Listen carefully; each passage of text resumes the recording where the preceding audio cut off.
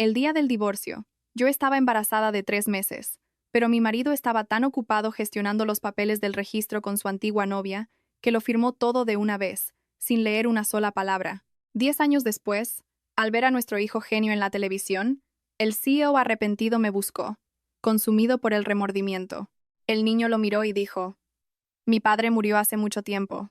En el juzgado de primera instancia de Madrid, la voz de mi marido, Javier, sonó fría y apresurada. Firma rápido, Sofía. El abogado ya lo ha preparado todo como pediste. Tengo un compromiso urgente. Apreté la mano dentro del bolsillo de mi abrigo de imitación. Allí, el resultado de la ecografía de esa mañana estaba arrugado, un secreto frágil y silencioso. 12 semanas. Aquel pequeño ser ya se formaba en mi vientre desde hacía 3 meses, precisamente en la fase en que nuestro matrimonio se desmoronaba. Iba a decírselo. Iba a usar a este hijo como la última cuerda para salvarnos. Pero, en ese momento, el móvil de Javier vibró. Abrió el mensaje apresuradamente y vi una sonrisa tierna y rara curvarle los labios. Respondió rápidamente: espera 5 minutos más. Estoy a punto de terminar. ¿5 minutos?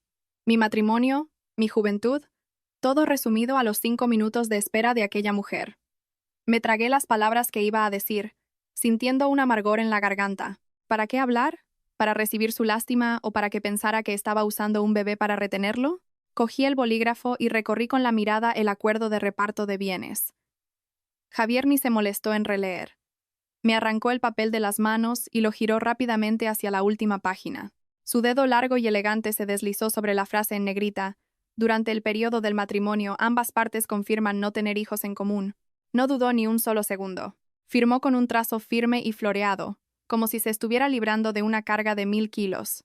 En el instante en que la punta del bolígrafo se apartó del papel, supe que el padre de mi hijo había muerto. Después de firmar, Javier sacó de su maletín una libreta de ahorros y un manojo de llaves viejas, empujándolos en mi dirección. El viejo piso en las afueras ya está a tu nombre, dijo él, con el tono generoso de quien concede una limosna. Y esta libreta tiene suficiente para que vivas cómodamente durante algunos años. Considera que no te he dejado en la estacada. Miré las llaves oxidadas y la libreta.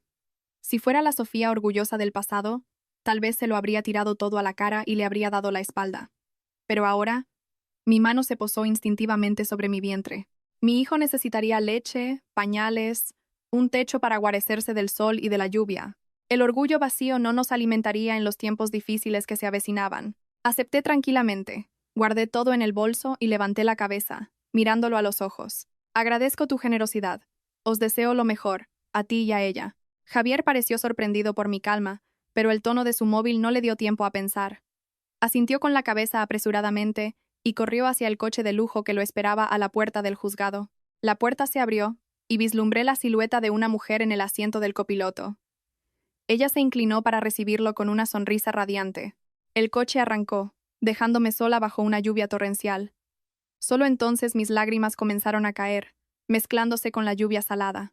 Puse la mano en mi vientre a un plano y le susurré al pequeño ser que allí se anidaba: tu padre se ha ido. A partir de ahora, en este mundo solo estamos tú y yo. Prometo que viviré bien mejor que nadie. 10 años es mucho tiempo, pero, en retrospectiva, parece un abrir y cerrar de ojos. Estaba en el cuarto oscuro de mi estudio, el estudio Alma. Revelaba meticulosamente cada fotografía en blanco y negro. El fuerte olor de los productos químicos se mezclaba con el aroma de la madera antigua, creando la fragancia característica de este lugar. El perfume que nos sustentó, a mí y a mi hijo, durante una década. Mi estudio está en un callejón escondido de Malasaña, en Madrid, sin letreros vistosos ni publicidad agresiva. Aún así, los clientes afluían, atraídos por la autenticidad y profundidad de cada imagen. Colgué una fotografía recién revelada en el tendedero. En ella, un niño de 10 años se sentaba en la ventana con un viejo ordenador portátil. La luz que se colaba por las hojas de los árboles iluminaba un rostro infantil, pero con una expresión pensativa y madura para su edad. Era Lucas, mi hijo. Los recuerdos del pasado me invadieron, nítidos como si hubieran ocurrido ayer. El día en que vendí el piso que Javier me dejó, junté cada céntimo y alquilé esta antigua casa baja en ruinas para abrir el estudio. Lucas nació en una noche ventosa de octubre, exactamente 6 meses después de firmar el divorcio. No tuvo un padre esperando fuera de la sala de partos, solo a mi madre, ya frágil, sujetándome la mano con fuerza, dándome coraje. Lucas no creció como los otros niños ruidosos de su edad. Era un chico de pocas palabras, observador.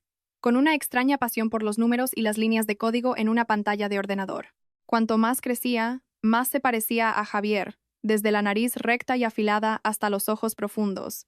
Pero la mirada de Lucas era más aguda y fría que la de su padre, quizás por haber sentido desde pequeño la ausencia de un hogar completo. Mamá. La plancha está quemando. La voz tranquila de Lucas me devolvió a la realidad. Me sobresalté y aparté rápidamente la plancha de su camisa inmaculadamente blanca. Hoy era un día importante para él. La ceremonia de clausura y entrega de premios de la Olimpiada de Robótica de la ciudad, donde iba a dar un discurso en nombre de los alumnos de primaria. Pasé cuidadosamente cada arruga de la camisa, sintiendo una mezcla de orgullo y una vaga inquietud. La noche anterior, al cerrar el estudio, noté un coche negro aparcado al principio de la calle durante 2 horas. La matrícula era desconocida, y los cristales tintados me impedían ver quién estaba dentro. Mi instinto de madre soltera, forjado por 10 años de lucha, me decía que alguien nos estaba observando. No podía ser Javier. Ahora era un magnate de las finanzas, seguramente demasiado ocupado en la cima de su gloria. Entonces, ¿quién sería? ¿Sería la mujer que me robó a mi marido, ahora husmeando la existencia de este niño? Mamá, ¿estás preocupada por algo? Lucas me miró. Sus ojos oscuros parecían leer mi alma. Sonreí y le arreglé el cuello, escondiendo mi ansiedad. No es nada, cariño. Solo estoy nerviosa por ver a mi hijo en la televisión. Venga, vamos para no llegar tarde. Lucas asintió y me cogió de la mano. Su mano, aunque pequeña, era sorprendentemente cálida y firme. Salimos de nuestra pequeña calle y nos mezclamos con la multitud apresurada de Madrid. Yo no sabía que, al final de la carretera, el coche negro de ayer nos seguía silenciosamente, como un fantasma del pasado tomando forma. El Palacio de Congresos de Madrid brillaba con luces y estaba decorado con pompa y circunstancia, un contraste flagrante con la atmósfera serena de mi estudio. Coches de lujo llenaban el aparcamiento. Padres vestidos de punta en blanco, perfumados, daban la mano a niños impecablemente arreglados. Nosotros dos, con nuestra ropa sencilla pero cuidada, parecíamos notas disonantes en aquella sinfonía de opulencia. Elegí un rincón discreto en la galería, reservado a fotógrafos independientes, para poder observar todo sin llamar la atención. Lucas se sentó en la primera fila, en los asientos de honor para los premiados. Sentado con la espalda recta, mantenía una calma sorprendente en medio de sus compañeros que reían y bromeaban. La ceremonia comenzó con los habituales discursos largos. Después, la voz cristalina de la presentadora resonó. Y ahora, tenemos el honor de presentar a nuestro patrocinador Diamante, alguien que siempre ha apoyado a los jóvenes talentos, el señor Javier Serrano, presidente del Grupo Serrano. El nombre sonó como un trueno en mis oídos, aunque ya lo sospechaba. De entre bastidores, un hombre surgió bajo una salva de aplausos. Era Javier. 10 años después, estaba aún más imponente y exitoso. Su traje hecho a medida realzaba su figura alta, y su postura exudaba la confianza de quien ostenta poder y dinero. A su lado estaba Inés. Llevaba un vestido de noche brillante y joyas de diamantes, pero, bajo la espesa capa de maquillaje, logré distinguir las arrugas de ansiedad en las comisuras de sus ojos. Sonreía una sonrisa forzada e industrial, aferrándose al brazo de Javier como si temiera que alguien le robara el puesto. La presentadora continuó. Invitamos al escenario al prodigio de la tecnología más joven de esta edición, el alumno Lucas Costa. El foco barrió la sala y se centró en mi hijo. Lucas se levantó y subió al escenario con pasos firmes. En el momento en que Javier cogió el trofeo dorado y se inclinó para entregárselo al niño, un oh de asombro recorrió el auditorio.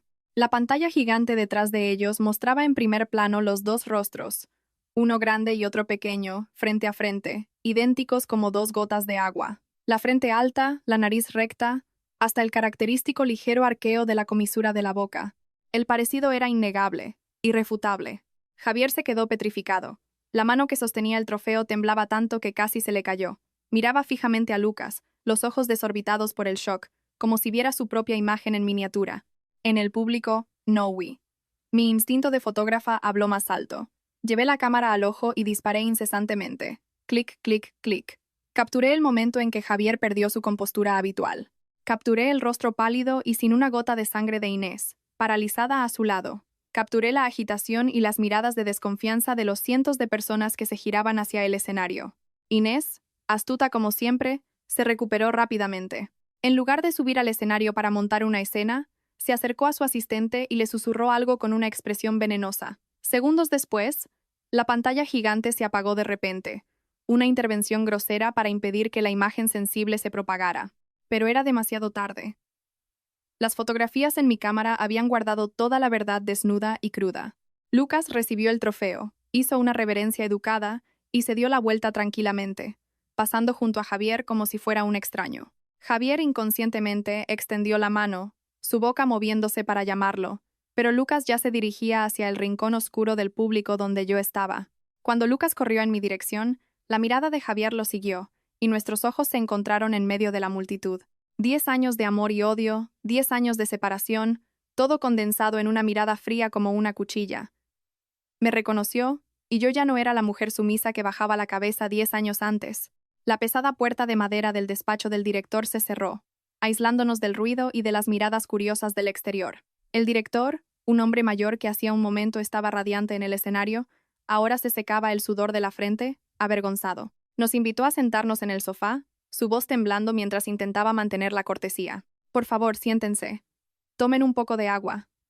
Sea lo que sea, lo resolvemos entre nosotros, para no afectar la imagen del colegio y de los niños. Apenas terminó de hablar, la mujer elegante al lado de Javier perdió la compostura. Inés se precipitó en mi dirección. Sus ojos, cuidadosamente maquillados, ahora inyectados de rabia y miedo, me apuntó con un dedo a la cara, su voz estridente rasgando el silencio.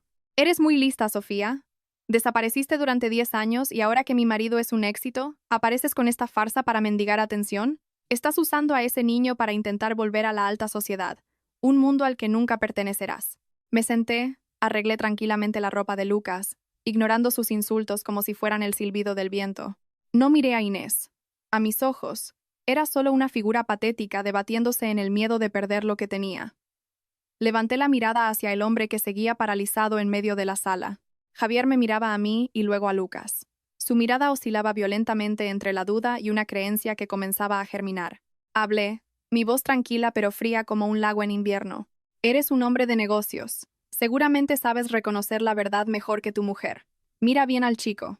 Mira sus ojos, su nariz y la forma en que te está mirando. ¿A quién se parece? Ya tienes tu respuesta, ¿no es así? Javier dio un paso vacilante, como si una fuerza invisible lo atrajera hacia mi hijo. Su mano temblorosa se alzó en el aire, queriendo tocarlo, pero sin valor. Sus labios se movieron, formando una pregunta cuya respuesta parecía temer. ¿Qué? ¿Qué edad tiene el chico? 10 años, respondí secamente, cada palabra cayendo clara y cortante. Su cumpleaños es el 12 de octubre. La sala quedó en silencio absoluto, roto solo por el tic-tac del reloj en la pared. Vi las pupilas de Javier contraerse. Su cerebro de empresario de élite comenzó a funcionar, conectando los fríos números con una verdad cruel. Nos divorciamos en abril. Yo estaba embarazada de 3 meses, y lo oculté. Lucas nació en octubre, exactamente 9 meses y 10 días después. Los números encajaban a la perfección, sin margen para la negación. El rostro de Javier pasó de rojo a blanco pálido. Retrocedió, tropezó con la mesa de centro y cayó pesadamente en el sofá, como si le hubieran quitado la columna vertebral. Me miró, los ojos llenos de horror y un arrepentimiento abrumador, balbuceando palabras incoherentes. Entonces, en aquel momento, tú ya estabas.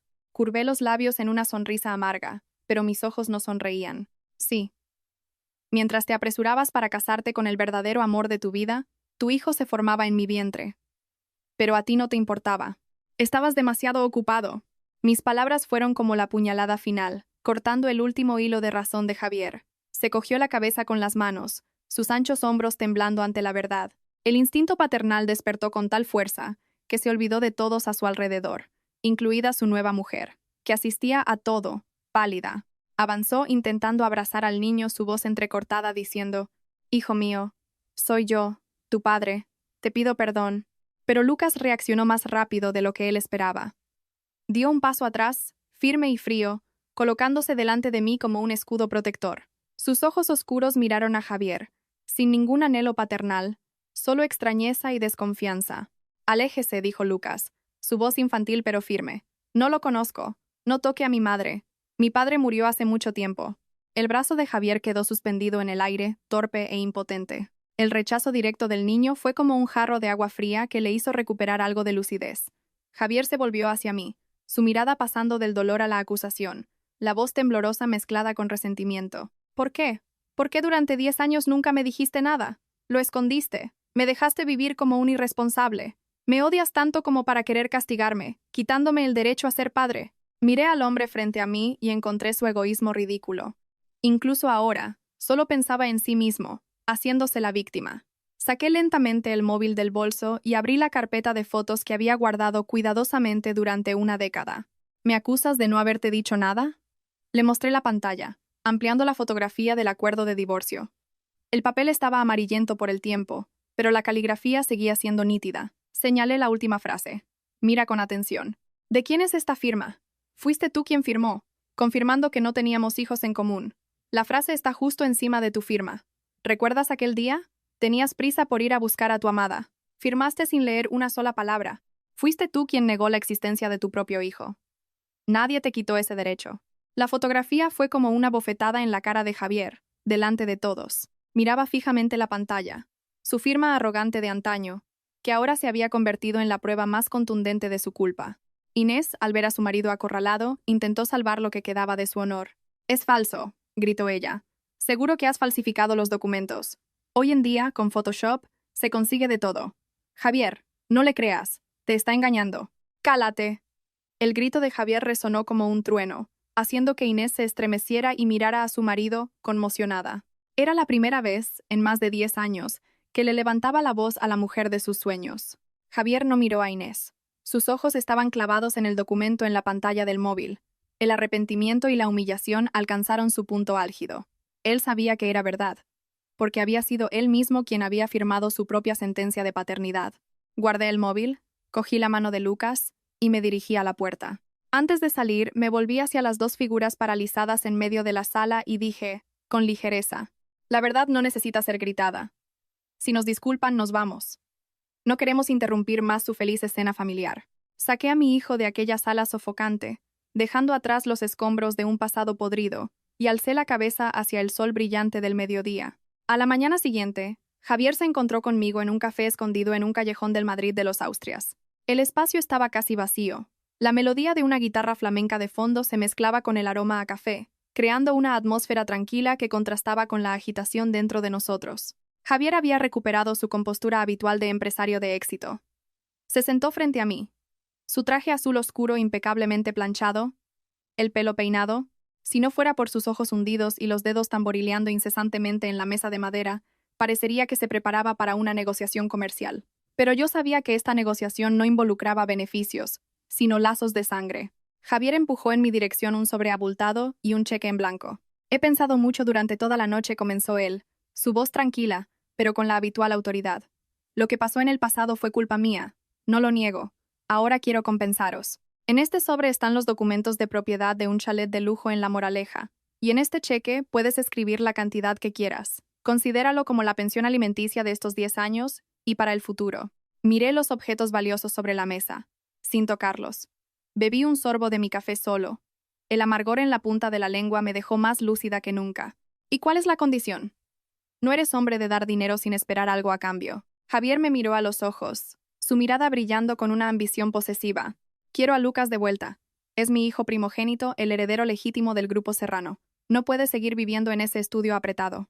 Lo enviaré a estudiar a Estados Unidos. Le daré el mejor ambiente para desarrollarse, cosas que tú nunca podrás darle». Las palabras de Javier eran como agujas pinchando mi orgullo. Seguía siendo el mismo, usando el dinero para valorar todo, hasta los lazos familiares. Pensaba que bastaba con lanzar dinero para comprar 10 años de ausencia, para comprar la palabra padre de un niño que le era extraño. Sonreí, una sonrisa leve, pero cargada de desprecio.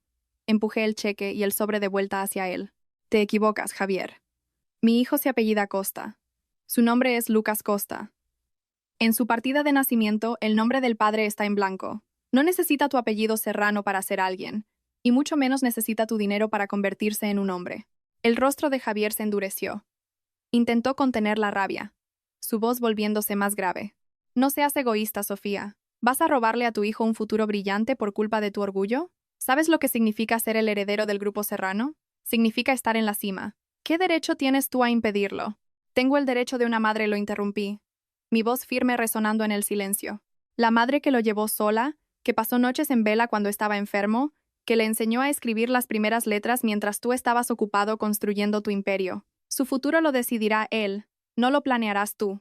Javier golpeó con fuerza la mesa, haciendo que la taza de café se derramara. Sofía, no me desafíes, dijo, rechinando los dientes, revelando su naturaleza autoritaria. En esta ciudad, consigo lo que quiero, y nadie puede impedírmelo, ni siquiera tú. Si no cooperas, no me culpes por usar medidas más drásticas. Me levanté, arreglé mi bolso y miré al hombre ciego por la codicia y el poder. No sentí miedo ni vacilación. Ya había pasado por las peores tormentas de mi vida. Sus amenazas ahora eran solo un juego de niños. Inténtalo, dije, secamente, antes de darme la vuelta y salir. El sonido de mis tacones golpeando el suelo de madera era regular y firme, dejando atrás al hombre poderoso y su fortuna inútil. En los últimos días de mayo, el calor bochornoso del inicio del verano comenzó a instalarse en cada rincón de la ciudad, trayendo una sensación de agobio. Pero, para mí, la opresión no venía del tiempo, sino de las incesantes llamadas telefónicas que anunciaban una tormenta sobre el estudio Alma. Comenzó con los socios de toda la vida. Llamaron, con voces vacilantes y avergonzadas, pidiendo disculpas por tener que cancelar contratos de fotografía publicitaria, aunque ya estuvieran programados desde hacía meses. Las excusas eran vagas: cambios en la estrategia de marketing, recortes en el presupuesto, encontrar otra empresa más adecuada. Pero yo conocía el medio lo suficiente como para darme cuenta de que detrás de aquellas negativas educadas había una mano invisible manipulándolo todo, una presión inmensa que los forzaba a darme la espalda. El punto álgido fue un viernes por la tarde, mientras editaba las fotografías de graduación de un grupo de estudiantes.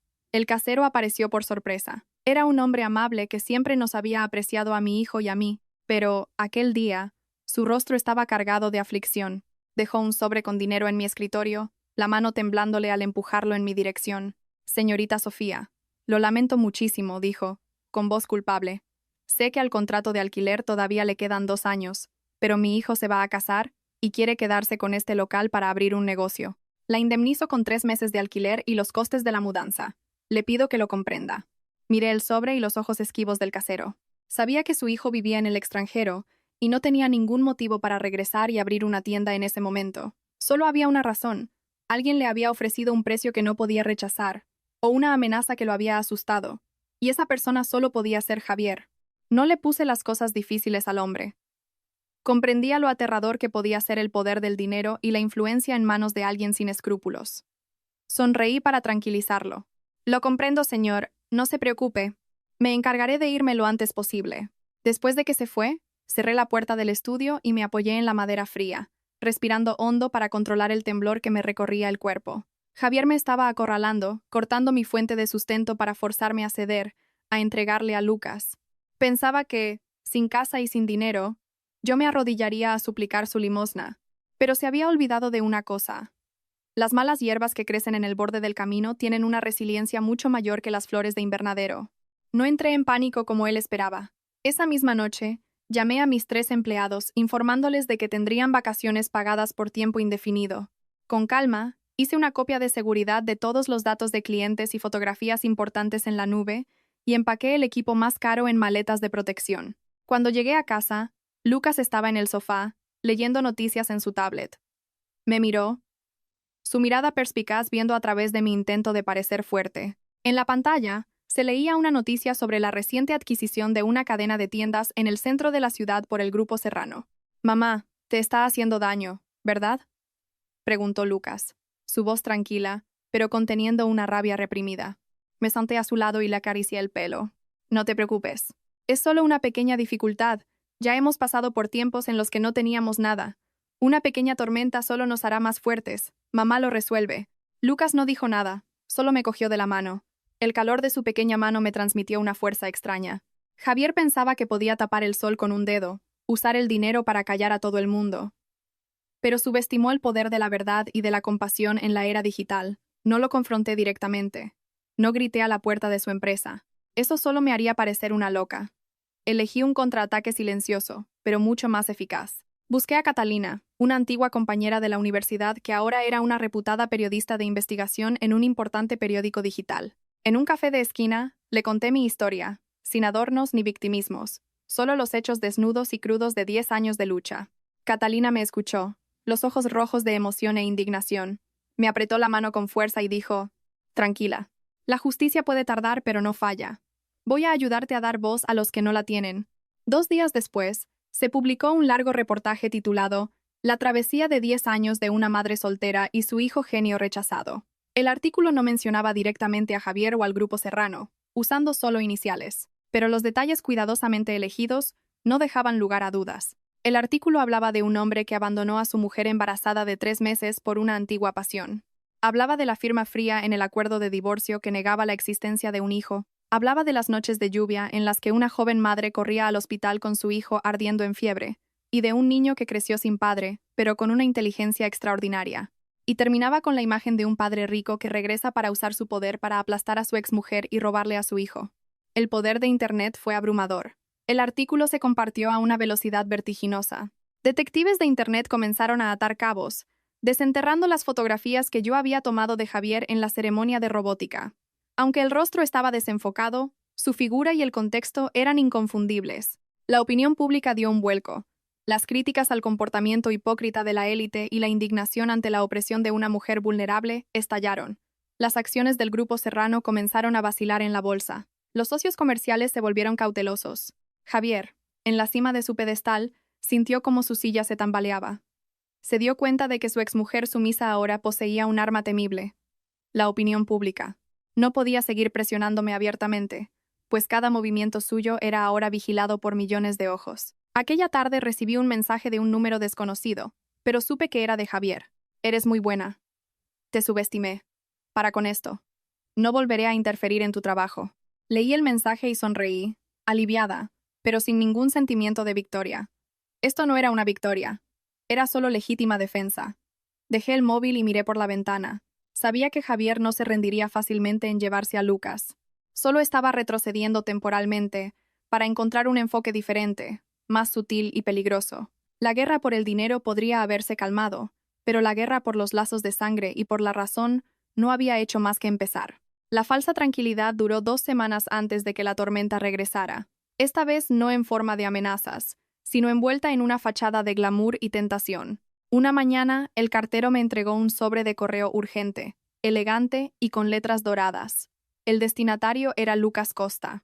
Dentro, una invitación a un campamento de verano internacional de robótica en Marbella, en la Costa del Sol, organizado por una prestigiosa empresa de tecnología de Singapur.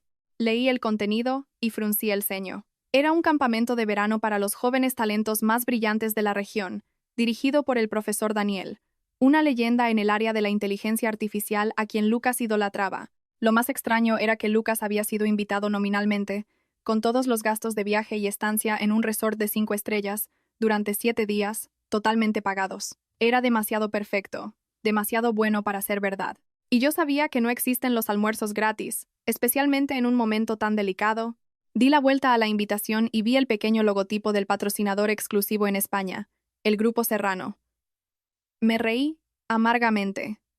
Javier había cambiado de táctica. Sabiendo que la fuerza no había funcionado, había pasado a usar la zanahoria.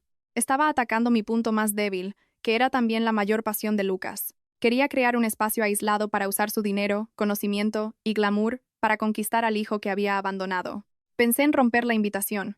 Quería proteger a mi hijo de las sucias artimañas de los adultos. Pero, en ese momento, Lucas llegó del colegio. Vio la invitación encima de la mesa y sus ojos, normalmente tranquilos, brillaron como estrellas. La cogió y leyó cada palabra ávidamente, su dedo temblando al tocar el nombre del profesor Daniel. «Mamá, es el profesor Daniel. Va a dar clases. Es mi sueño», exclamó, su voz llena de una rara excitación infantil. Miré a mi hijo, con el corazón encogido. ¿Cómo podría yo destruir su alegría? ¿Cómo podría, por egoísmo y miedo, quitarle una oportunidad de aprendizaje tan valiosa? Pero si lo dejaba ir, sería como entregárselo a los lobos. Respiré hondo y me senté frente a él, mirándolo a los ojos. «Lucas, ¿de verdad quieres ir?» «Sí, mamá. Quiero aprender de los mejores», dijo, con firmeza. «Está bien», dije, tomando la decisión más difícil. «Te dejo ir, pero con 2 condiciones. Primera, yo voy contigo. Segunda, no aceptamos ningún patrocinio. Yo pagaré todos nuestros gastos».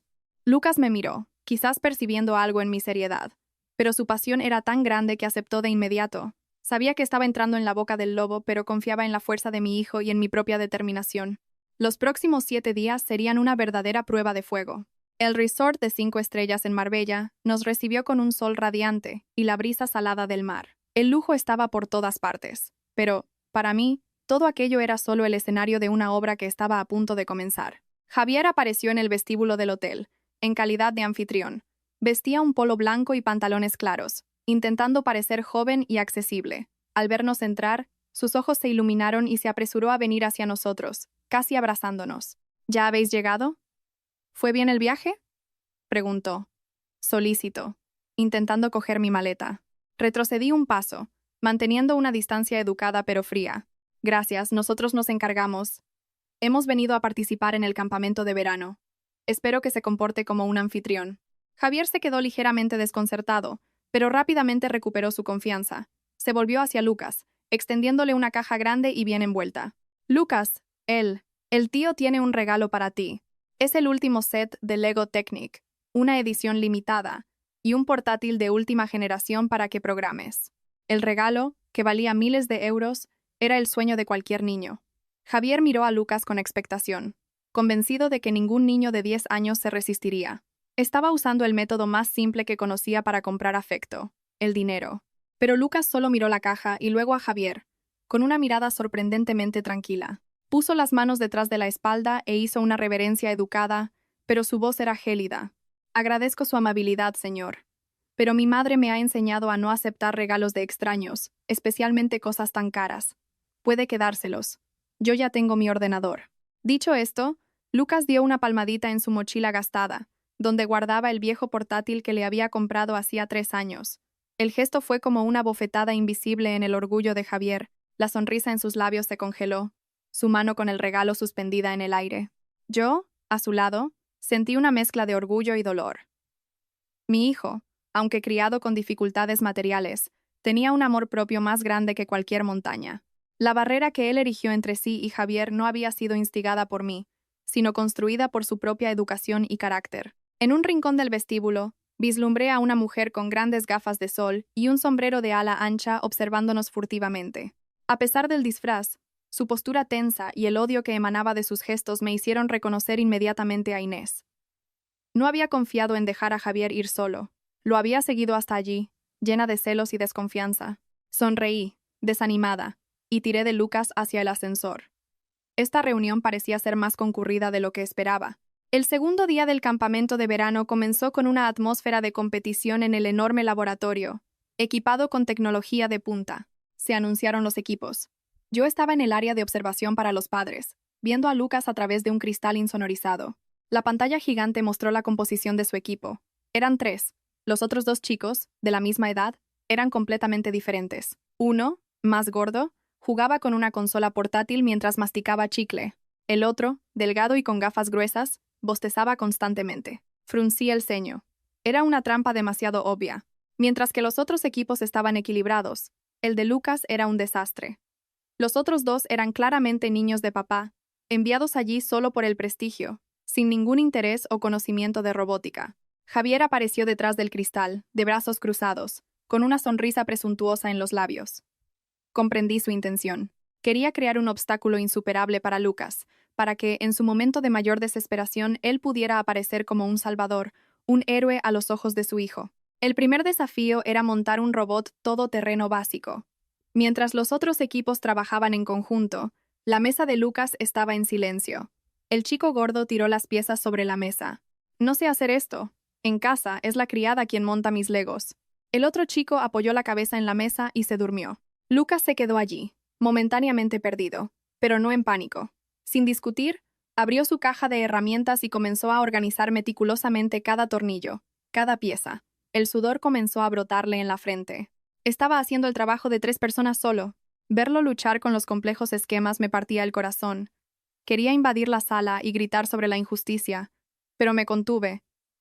Si intervenía, le estaría robando la oportunidad de crecer. Y, sobre todo, confiaba en Lucas. Javier me miró, esperando una reacción de rabia o una petición de ayuda.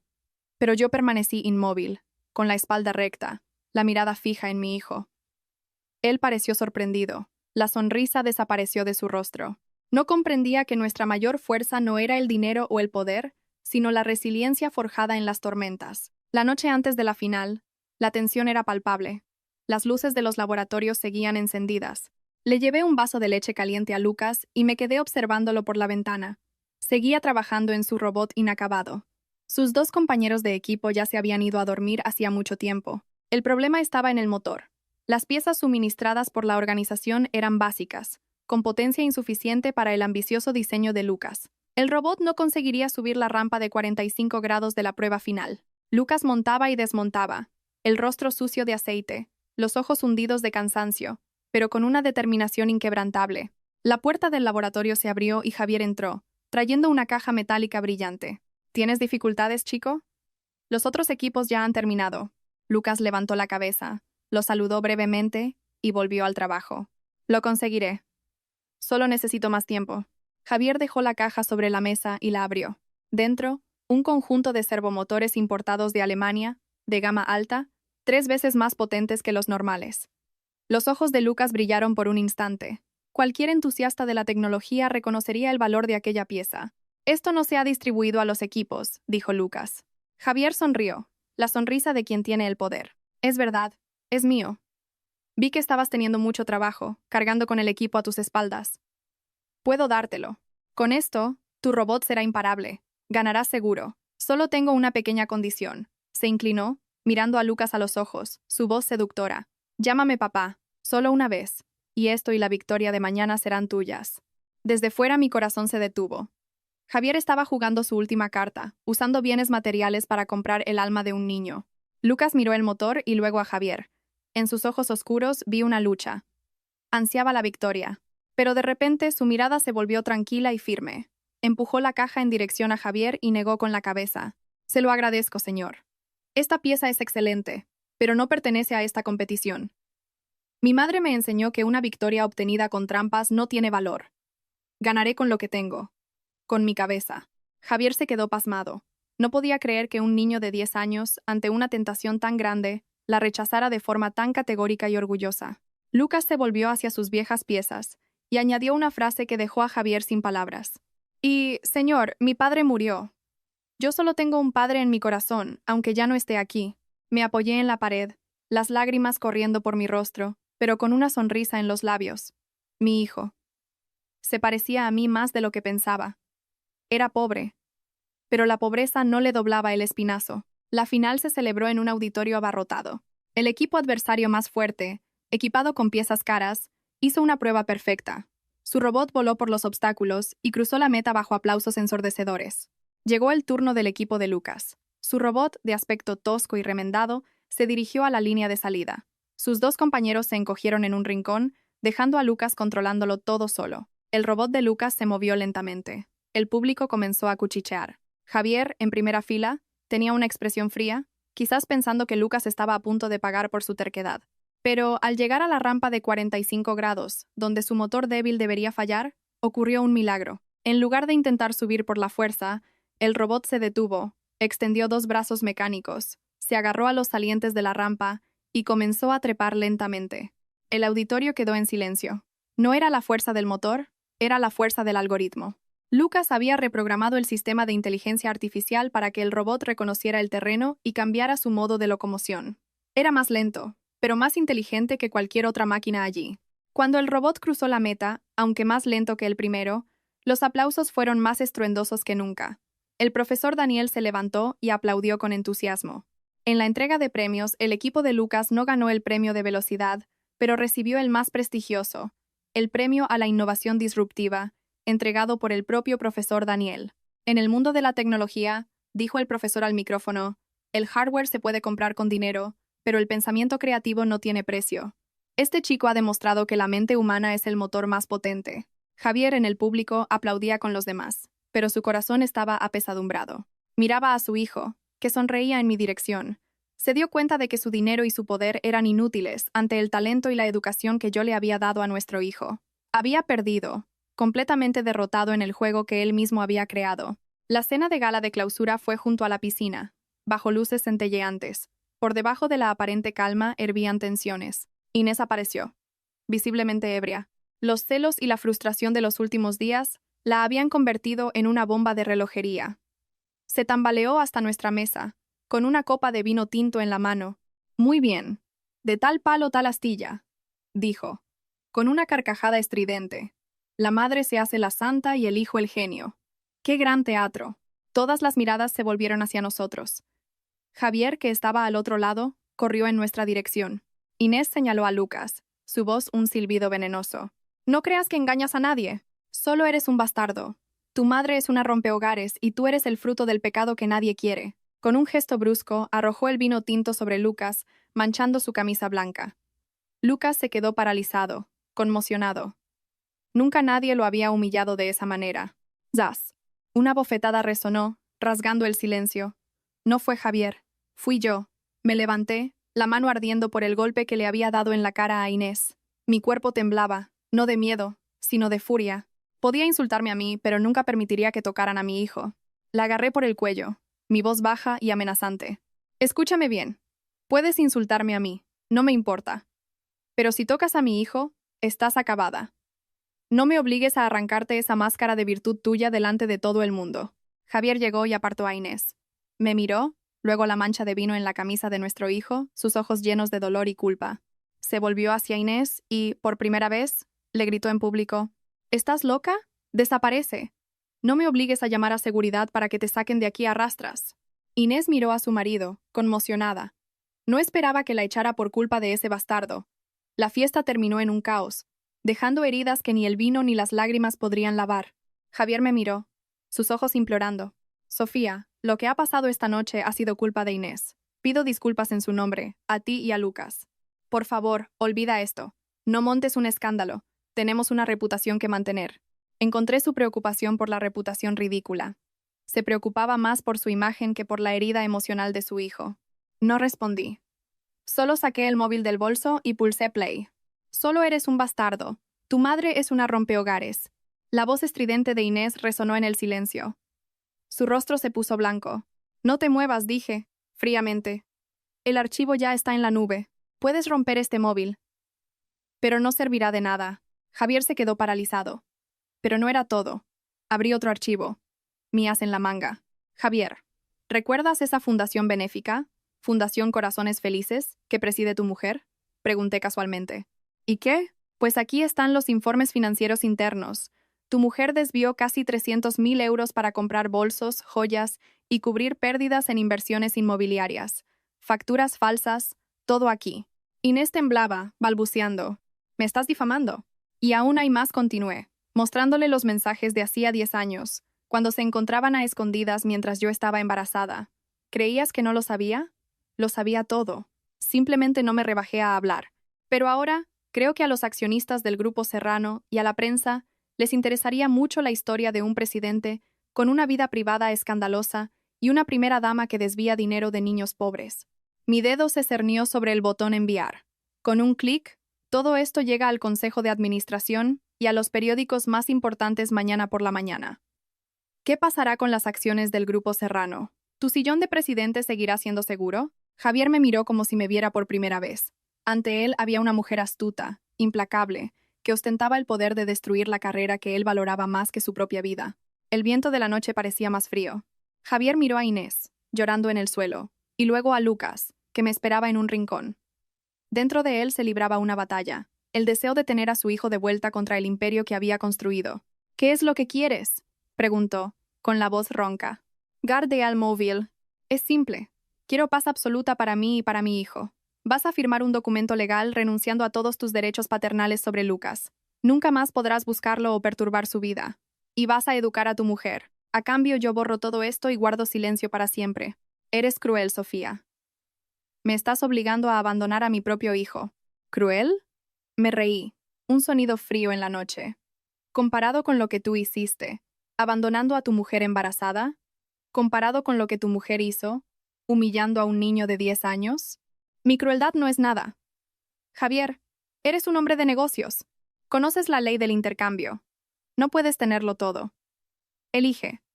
Tu hijo o tu sillón de presidente. El tiempo pasó, pesado. Miró a Lucas una última vez, sus ojos llenos de arrepentimiento y dolor, pero rápidamente reemplazados por el cálculo frío. Está bien, dijo, finalmente. La respuesta no me sorprendió, pero aún así sentí una punzada de tristeza. El amor paternal, al final, no era más fuerte que el dinero y el poder. Genial. Mañana por la mañana mi abogado se pondrá en contacto contigo. Espero que cumplas tu palabra. Me di la vuelta y me alejé, dejando atrás a un hombre con la cabeza baja, los hombros temblando. Había salvado su carrera, pero yo sabía que, a partir de ese momento, su alma quedaría para siempre incompleta. A la mañana siguiente, en la sala de reuniones privada del hotel, mi abogado colocó el acuerdo sobre la mesa. Javier, con el rostro hundido, cogió el papel. Parte A. Javier Serrano se compromete a renunciar a todos los derechos y deberes relativos a Lucas Costa. Cada palabra era como una aguja en sus ojos. Su mano temblaba. Firma, Javier, dije. Tranquilamente. Los accionistas te están esperando. Rechinó los dientes y firmó. Su trazo ya no era el mismo de hacía 10 años. Era tembloroso, pesado. ¿Satisfecha? Verifiqué la firma y le pedí al abogado que guardara el documento. Después, frente a él, borré permanentemente todos los archivos de mi móvil. Cumplo mi palabra. A partir de ahora, somos extraños. Salí de la sala y fui a buscar a Lucas, que me esperaba en el vestíbulo. ¿Ya está, mamá? Sí, hijo mío. Vamos a casa. Nadie nos va a molestar más. Él nunca más me va a buscar, ¿verdad? Preguntó. Su voz una mezcla de alivio y una pizca de tristeza. No. Se acabó. Salimos del hotel de la mano. No miré atrás, pero sabía que, detrás de una ventana, un hombre nos observaba, sintiendo como si se hubiera amputado una parte de sí mismo, un dolor que lo acompañaría el resto de su vida. El tiempo pasó. Un año después, nuestra vida volvió a la normalidad. El estudio Alma prosperó. Lucas continuó su pasión por la programación, ganando premios nacionales e internacionales. Los periódicos hablaban del prodigio de la tecnología, pero el nombre de Javier Serrano nunca más se asoció al suyo. Mientras tanto, el hogar feliz de Javier se pudría por dentro. El matrimonio con Inés se volvió frío y distante. Él se mudó a un ático cerca de la oficina, dejándola sola en el inmenso y frío chalet. Atormentado por la imagen de Lucas, Javier comenzó a beber más, a murmurar el nombre de su hijo en noches de soledad. Inés, consumida por los celos, se volvió cada vez más descontrolada. Corría el rumor de que la esposa del presidente, siempre vestida con las marcas más caras, estaba ahogada en deudas. Para llenar el vacío y la inseguridad, y con la indiferencia de Javier, Inés se involucró en inversiones de alto riesgo, desde proyectos inmobiliarios fraudulentos hasta esquemas de criptomonedas. Cuando el dinero se acabó, usó el nombre de su marido para contraer préstamos cuantiosos con usureros. La verdad salió a la luz cuando un grupo de cobradores de deudas invadió el vestíbulo del Grupo Serrano, gritando e insultando, mientras Javier recibía a una importante delegación extranjera. La humillación fue total. Pagó la deuda para callarlos, pero lo poco que quedaba de su matrimonio se desmoronó. Aquella noche hubo una discusión violenta en el chalet. La antigua empleada de la familia me contó que nunca había visto al jefe tan enfadado. «Mírate, eres codiciosa, ignorante y frívola. Estaba ciego cuando dejé a mi familia por ti». Finalmente, se dio cuenta. La mujer que él pensaba que era su gran amor era solo una cáscara vacía. Después de esa noche, Javier se fue de casa para siempre. El glamuroso matrimonio que un día ostentaron era ahora una ruina, esperando el colapso final. 20 años pasaron desde aquel día en el juzgado. Ahora soy una mujer de 50 años, con algunas canas, pero un alma serena. Entregué el estudio Alma a colaboradores más jóvenes y dedico mi tiempo a viajar y a fotografiar. Lucas, el niño delgaducho de antaño, es ahora un joven de 20 y pocos años, alto y distinguido. Concluyó su doctorado en inteligencia artificial en Suiza en tiempo récord, convirtiéndose en un fenómeno en el mundo de la ciencia. En octubre, me llamó, entusiasmado, «Mamá, me han invitado a ser el orador principal en la Cumbre Mundial de Tecnología en Ginebra. Ven conmigo». Por supuesto que fui.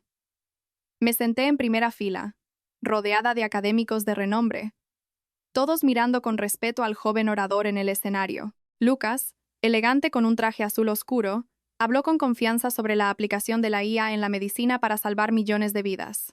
Lo miré, las lágrimas de felicidad corriendo por mi rostro. Todas las dificultades del pasado habían valido la pena.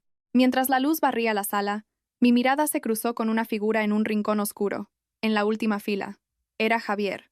20 años de soledad lo habían devastado. Ahora era un hombre viejo, encorvado, de pelo completamente blanco, apoyado en un bastón. Miraba al escenario, los ojos nublados por las lágrimas, viendo a Lucas como un tesoro que había perdido para siempre. No se atrevía a sentarse más adelante, eligiendo la sombra para ver a su hijo, en carne y hueso, una última vez. Cuando Lucas terminó, dijo: «Dedico este logro a la mujer más extraordinaria de mi vida, que fue padre y madre, y me enseñó a mantenerme firme ante cualquier tentación. Gracias, mamá Sofía Costa». El auditorio me aplaudió. Miré de nuevo al rincón oscuro y vi a Javier temblar, tapándose la boca para ahogar un sollozo. El acuerdo que había firmado era ahora un muro infranqueable que lo separaba de la felicidad. No tenía el derecho, no era digno. Javier bajó la cabeza y salió discretamente por la puerta de emergencia. Su figura solitaria y vacilante parecía trágicamente fuera de lugar en aquel ambiente de éxito. Lo miré, ya sin odio, solo con un suspiro. La vida es justa. Él eligió la carrera y el dinero. Y ahora, en la cima de la gloria, pagaba el precio de la soledad absoluta. Después de la conferencia, fuimos a un pequeño café junto al lago Le Mans. Un hombre mayor y bien vestido se acercó a nuestra mesa. Reconocí a Sergio, el leal asistente que había acompañado a Javier durante 30 años. Señorita Sofía, joven Lucas dijo, con voz entrecortada. Mi jefe ya se ha ido. Me pidió que no los molestara, pero insistió en que le entregara esto al joven Lucas. Dejó sobre la mesa una pequeña caja de madera. Lucas la abrió. Dentro, una pequeña memoria USB negra y un grueso dossier de documentos legales. En la memoria están las palabras que mi jefe ha querido decirle durante los últimos 20 años, continuó Sergio, secándose una lágrima. Y este dossier es la transferencia de todas sus acciones personales del Grupo Serrano a una nueva fundación benéfica, la Fundación Aurora, dedicada a apoyar a jóvenes talentos en la tecnología. Quiere que el joven Lucas sea el gestor de la fundación.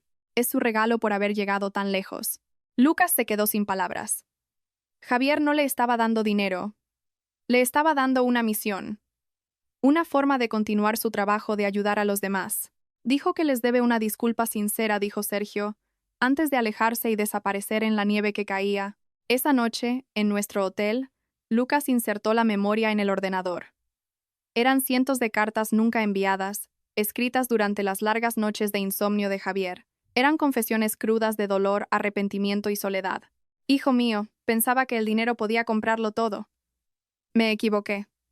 No compra el tiempo, no compra una cena en familia, y mucho menos compra tu respeto. Fui un gran fracasado. Por favor, no cometas los mismos errores que yo. Lucas cerró el ordenador y se quedó en silencio por un largo tiempo. Mamá dijo finalmente. Es un hombre digno de lástima. Sí, hijo mío. Todos tomamos nuestras decisiones y pagamos el precio por ellas. La suya fue la soledad. Ya es castigo suficiente. No voy a aceptar su dinero, dijo Lucas, con firmeza. Pero gestionaré la Fundación Aurora.